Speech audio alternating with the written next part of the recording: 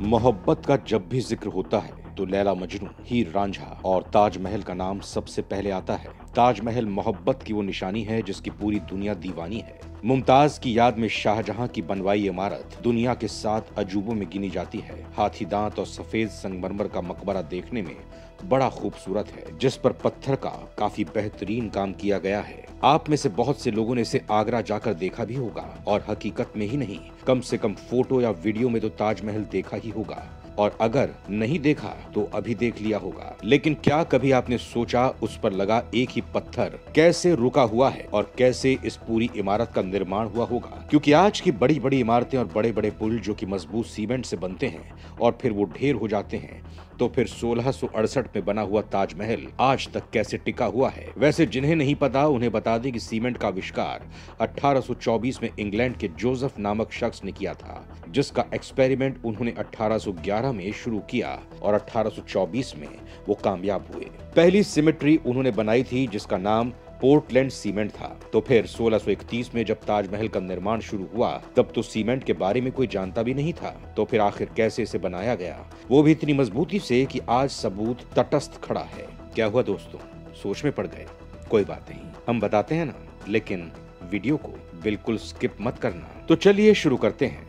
ताजमहल की कहानी ज्यादातर लोगों ने सुनी ही है कि ये शाहजहां ने अपनी तीसरी बीवी मुमताज की मोहब्बत में बनवाया था। उस जमाने में इसे बनवाने में करीब 3 करोड़ की लागत आई थी, और ताजमहल आज भी दुनिया को हैरान करने में कोई कसर नहीं छोड़ता। चाहे वो इसके सफेद मार्बल हों, चाहे नक्काशियों में लगे अनोखे पत्थर हों, या इसकी कारीगरी हो। और आज हम इसकी कारीगरी पर बात करेंगे।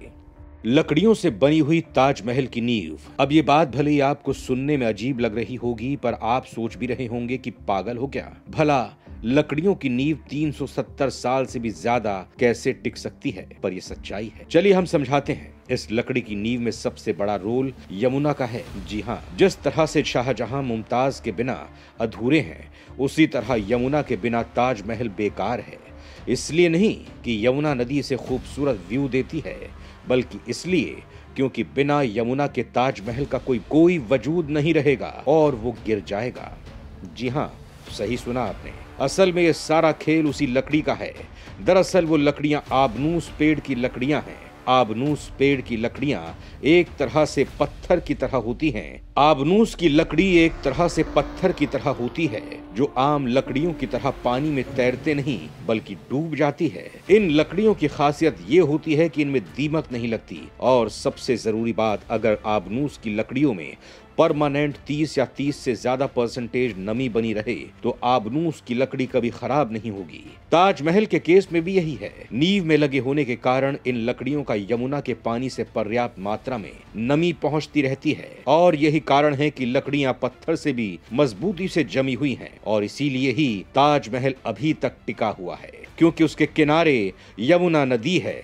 लेकिन यमुना नदी जिस तरह से सूख रही है, उसने आर्कियोलॉजिस्ट की चिंता बढ़ा दी है। उनका मानना है कि जिस दिन यमुना का पानी ज्यादा कम हो जाएगा, उस दिन लकड़ियों में नमी का स्तर 30% से कम हो जाएगा और ताजमहल गिर जाएगा। तो अब आप समझ ही गए होंगे कि नींव में जब पत्थर ही नहीं है तो फिर सीमेंट की जरूरत ही नहीं है।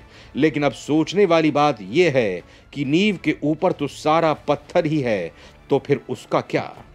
चलिए, जब नींव के बारे में हमने आपको बताया तो उसके बारे में भी हम बताएंगे। जब बात हो रही है सीमेंट के बिना इतना मजबूत ताजमहल कैसे बना, तो पहले थोड़ा सीमेंट का इतिहास जान लेते हैं। सीमेंट को सबसे पहले बनाने का श्रेय इंग्लैंड के जोसेफ कैस्पियन को दिया जाता है, जिन्होंने सबसे पहले 1824 में पोर्टलैंड सीमेंट के लिए एक पेटेंट लिया था। उन्होंने सन 1811 में सीमेंट बनाने के लिए एक्सपेरिमेंट में लग गए, और 13 साल की कड़ी मेहनत के बाद 1824 में उन्होंने दुनिया का सबसे पहला सीमेंट बना डाला, जिसका नाम था पोर्टलैंड सीमेंट। अब सीमेंट तो 1824 में आया था, और ताजमहल का निर्माण 1631 में शुरू हुआ था, यानी करीब 193 साल पहले।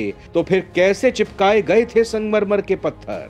आजकल तो मार्बल चिपकाने के कई तरीके मौजूद हैं, जिनके जरिए संगमरमर के पत्थरों को चिपका दिया जाता है। हालांकि उस वक्त पत्थरों को चिपकाने के लिए या आधारशिला बनाने के लिए खास तरह का मटेरियल तैयार किया गया था, और ऐसा नहीं था कि ताजमहल में सिर्फ संगमरमर ही इस्तेमाल किया गया था। उसके कंस्ट्रक्शन में बहुत ही सेमी पर्शियस स्टोन जैसे अकीक, यमनाइट, फिरोजा, लाजवार्द, मूंगा, सुलामानी, लहसुनिया का इस्तेमाल हुआ था। इसके अलावा कुछ अल्ट्रा रेयर स्टोन्स भी ताजमहल में इस्तेमाल हुए थे, जैसे तिलाई, पाई, जहर, अजूबा, खट्टू, मकराट्स।